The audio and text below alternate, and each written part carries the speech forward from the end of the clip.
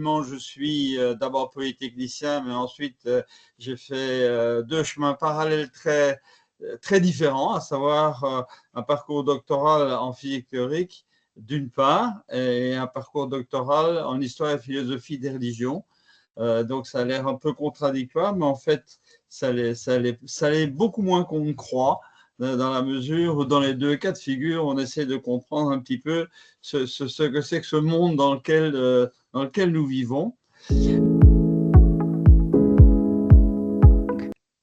bien, justement, ce livre a été écrit dans l'idée de partager avec le plus grand nombre une tradition qui est une tradition qui est mal connue en fait du public français en général, du public non juif en général, qui est cette tradition kabbalistique et qui tente de réaliser un cheminement qui permet à chacun de trouver sa place dans ce grand tout que l'on peut considérer comme divin ou pas, dans ce grand tout qui nous entoure et qui nous stimule tous les jours, qui nous nourrit tous les jours, mais qui nous bloque aussi tous les jours. Autrement dit, la question posée, c'est qu'est-ce que je fous là? Qu'est-ce que je fais de ma vie et comment je fais pour lui donner sens et valeur? Et la réponse que donne la tradition, c'est, eh bien, il faut s'intégrer dans le monde et se mettre au service du grand tout. Et se mettre au service du grand tout, c'est donc réaliser l'alliance avec un A majuscule, qui est un mot tout à fait central dans la tradition juive.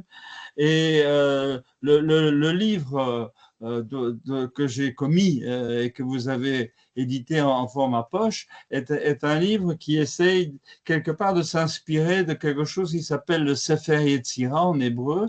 C'est le livre de la formation, qui est un très vieux livre qui a aux environs de 2000 ans et qui décrit pas à pas les étapes qu'il faut franchir, les étapes spirituelles qu'il faut franchir pour réaliser cette alliance.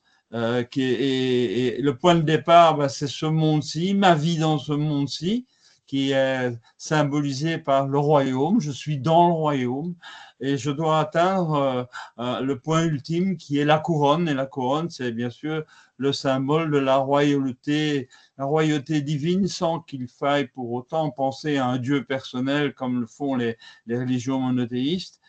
Et entre les deux, ben, il y a 8 étapes qui sont des étapes intermédiaires et qui chacune donne lieu à une réflexion intéressante sur des mots comme qu'est-ce que veut dire la beauté, qu'est-ce que veut dire la bonté, qu'est-ce que veut dire la fécondité, etc., etc. Il y a toute une construction là qui est tout à fait passionnante et que j'ai essayé de traduire dans ce petit livre. Ben, c'est un grand bonheur parce que je me dis qu'un format poche, par définition, rend le livre plus accessible au grand nombre et que je pense que, et là c'est une intime conviction que j'ai de par mon métier qui est aussi de faire de la prospective, c'est qu'aujourd'hui il y a un grand désarroi spirituel dans le monde qui nous entoure. Il y a manifestement comment dirais-je, un rejet de beaucoup de Français, là je parle vraiment typiquement français, un rejet de beaucoup de Français de ce qui a été longtemps le pivot de la culture française, à savoir la religion chrétienne, la religion surtout catholique, où manifestement les Français ne trouvent plus la réponse à leurs questions par rapport à leur vie, par rapport à leur avenir. L'athéisme militant et le matérialisme militant du 19e siècle satisfait de moins en moins de monde parce qu'il ne donne aucun sens et il ne donne aucune valeur à rien. Donc on voit beaucoup de gens aujourd'hui en train de se tourner vers d'autres spiritualités.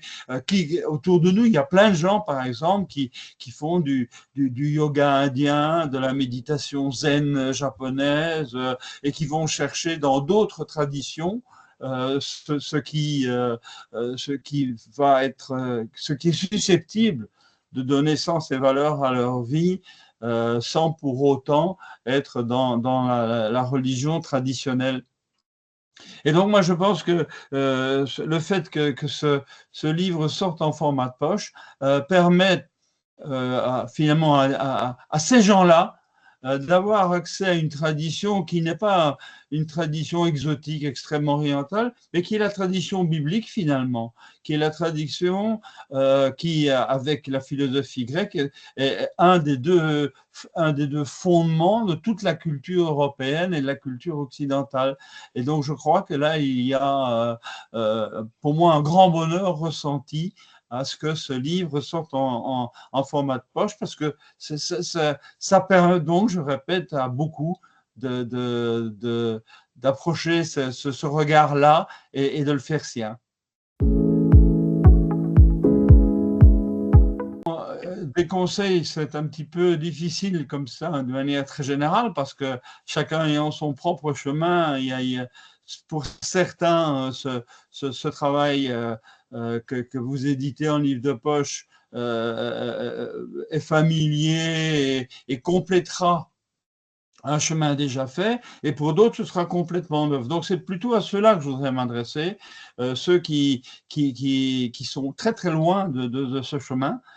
Et le conseil que je leur donnerais, c'est peut-être de relire, de lire ou de relire les disons, 3 ou 4 premiers chapitres du livre de la Genèse dans la Bible.